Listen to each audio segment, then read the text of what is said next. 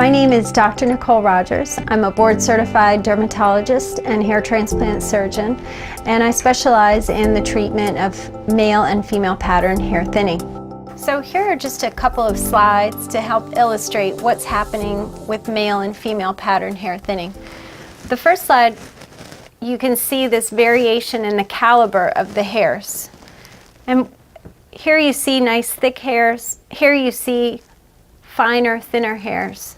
And you also see that the hairs are still growing, the bigger hairs are still growing in groupings of 2 to 3 hairs per follicular unit.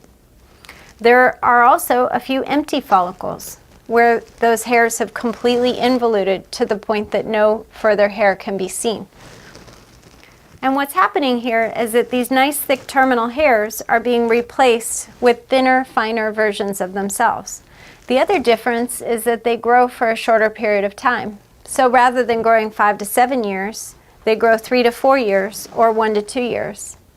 And if you feel the scalp of a bald man, you'll feel that he still has fine, soft follicles, but their growth cycle is so short that it may only last for a month or two before that hair sheds.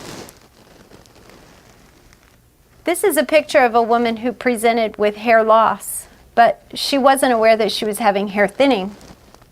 It wasn't until we took a picture using dermoscopy that we recognized this variation in the caliber of the hairs. So these are the thicker hairs which are being replaced with thinner, finer versions of themselves. In this next case, this woman had had a more long-standing episode of hair thinning, several years worth rather than several months worth. And when we look under dermoscopy at her hair follicles, we can see that they have all progressed to appear as individual fine, thin follicles. They've also shrunken to groups of single hair follicular units, whereas normal hairs grow in groupings of 3 to 4 hairs.